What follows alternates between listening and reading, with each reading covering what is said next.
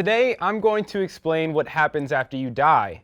And no, I'm not talking about what happens from a metaphysical or a religious heaven or hell type of scenario, although I really do want to see what people think about that in the comments.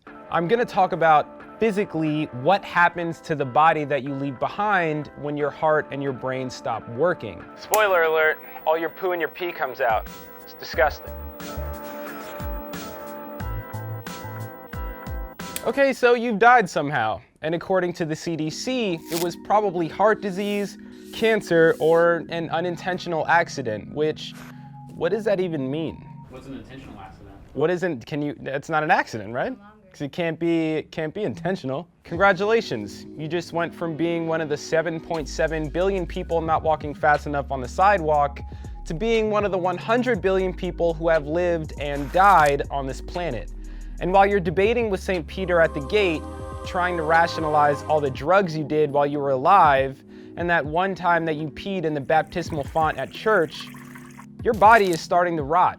And don't worry, we're not going to show you any actual dead bodies here, but if you want to take a look, you can watch this Body Farms video now on Vice.com. The first step, which begins almost as soon as your heart stops beating and that last surge of brain activity ends, is pallor mortis, which is when your body starts to turn pale. And at the same time the color is draining out of you, your internal temperature will begin to drop and will continue to drop at about 1.5 degrees every hour until it matches that of the environment that your body is lying in. That is, unless you were eaten by a polar bear in Antarctica, in which case your body would freeze, and that actually stops the entire sequence of events I'm about to lay out. Which, fun fact, is why serial killers will freeze your body after they murder you, because then they can keep you forever. Don't ask me how I know that. Just know that I know that. Anyway, your body temperature dropping is known as rigor mortis, and it can start anywhere from the moment of death to a few minutes afterward. Shortly thereafter, cells within the body begin to die due to a lack of oxygen. This is the beginning of putrefaction, aka the breaking down of the body after death. In more simple terms, it's the process of your body going from looking like this to looking like that.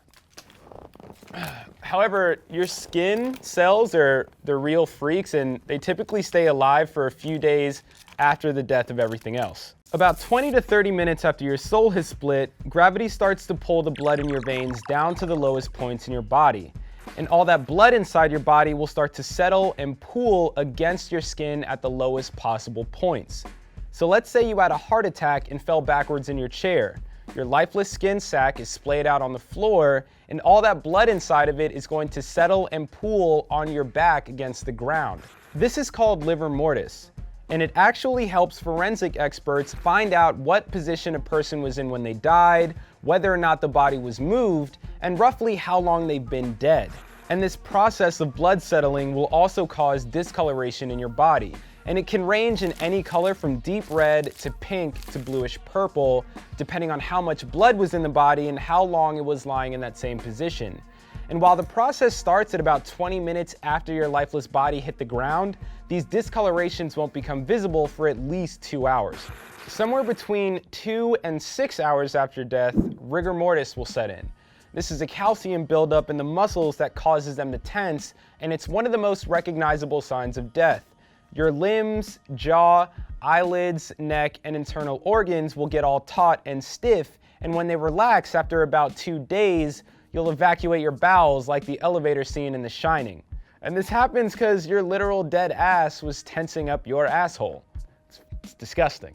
And the reason those muscles start to relax is essentially because they're dissolving. All of the bacteria and other enzymes inside of you break down the muscle tissue, basically digesting your body from the inside out and causing the tension from rigor mortis to break as your muscles are being liquefied. And this process of putrefaction is going to continue for the first few days and weeks after death, and it's going to carry on until your organs have liquefied and your skin turns green from gas buildup, which makes your body bloat and then fart. This is also when your eyes will bulge out of their sockets and your tongue will swell up and stick out of your mouth. I'm telling you, death is disgusting and it only gets worse from here. Next, your skin starts to turn purple from the bacteria digesting itself and your body until finally your skin turns black. And for the next few weeks, putrefaction won't stop until muscle fibers pull away from the bone, skin blisters and slips off the skeleton, and flies lay eggs in you and maggots begin to eat your flesh, or what's left of it, from the inside out. Dude, that is fucked up. I tried to tell you. And if somehow your body hasn't been discovered due to the smell that these enzymes and maggots are releasing, it won't matter because soon they won't be able to recognize you. About a month after death, your hair, nails, and teeth are going to start falling out, and all those maggots and enzymes and bacteria that have been releasing gases into the body while liquefying it eventually cause so much bloating that the body inevitably bursts open.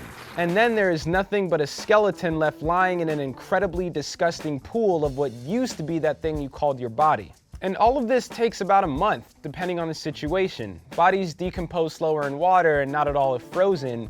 But yeah, it takes less time for you to decompose than it does for the t-shirt that you're wearing right now. And while I have no idea what happens after you die, what I do know is this.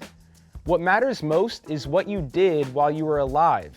Because the rest of us have to keep living in this world just the way that you left it. It only takes a month for your body to break down, but your actions could live on forever. Think about that.